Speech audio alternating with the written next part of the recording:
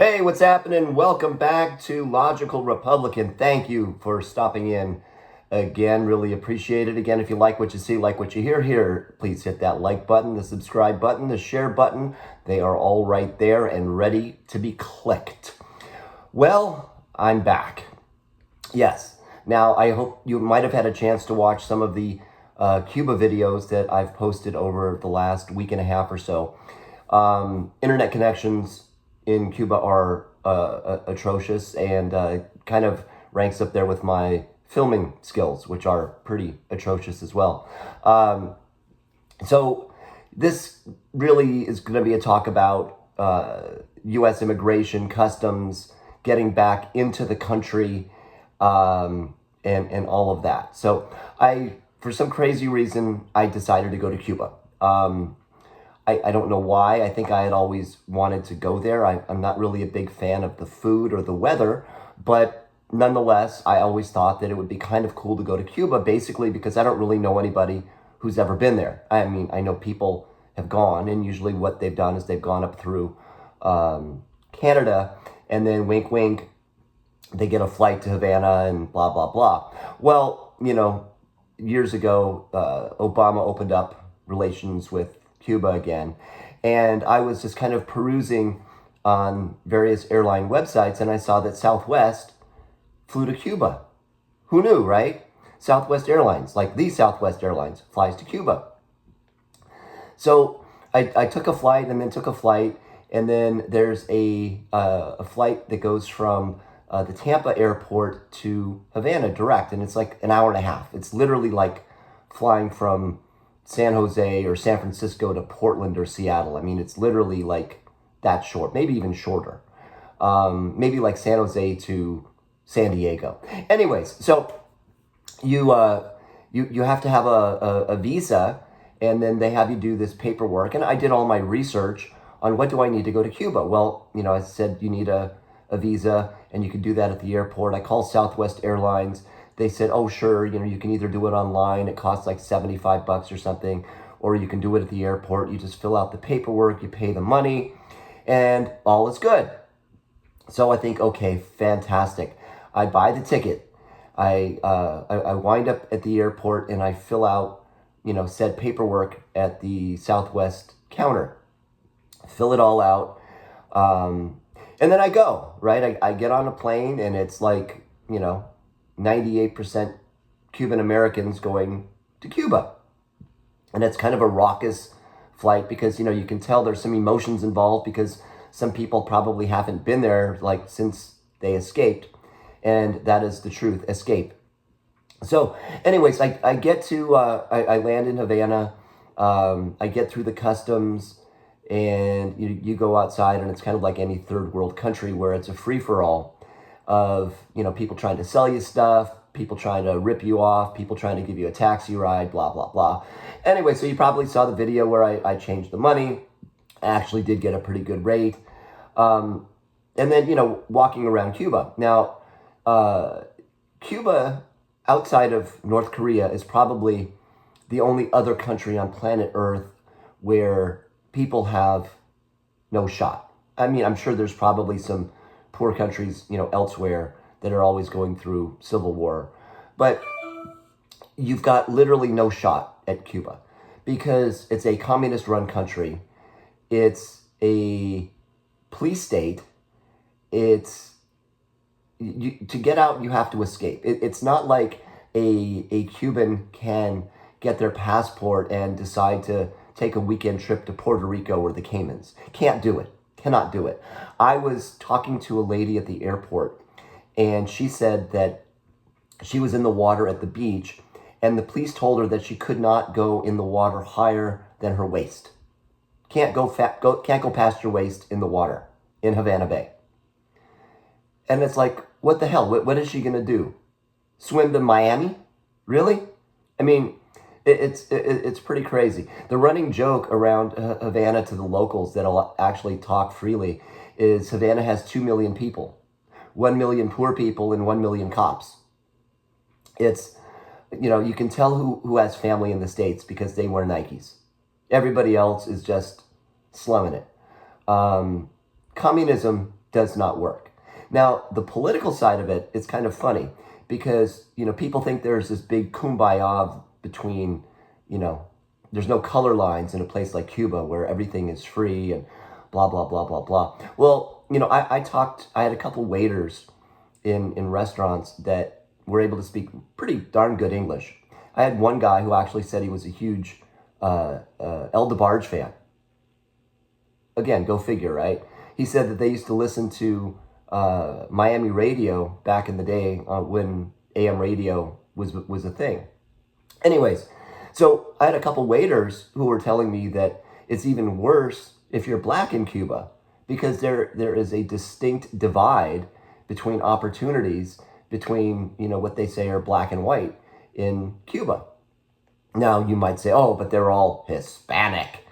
Okay, well, that's maybe how Americans look at it, or the political progressives want to look at it. That's not how the Cubans look at it. The Cubans look at it as I'm this, they're that, and whatever. In this miserable life, they are maybe a little less miserable than I am, and maybe they get a slightly better shot at being less miserable than me. Anyways, walking around Cuba, it is surprisingly safe, I think, because people are afraid of doing anything to a tourist because what the ramifications might be, because that's really their only infusion of hard currency. Without tourism, the place is a wasteland. They get a chicken a week, they get a dozen eggs a week. It's really sad. It's when you get out of the tourist areas, it's a mess. But again, what I really wanted to talk about was coming back. Now, there is a huge difference between taking an airplane, landing in an airport, going through an absolute secure area where you cannot use a cell phone or a camera or whatever. You're watched every single inch of the way by who knows how many cameras, by how many ever agents. It's kind of like a Las Vegas gaming floor where there's no safe square inch of space to be anonymous. So anyway, so you come back into the country and you're herded, and because my first entry back into the States was in Florida, I had to go through customs in Florida. So I'm going and I get in this line, and you've got a choice of, I don't know, 3 lines maybe.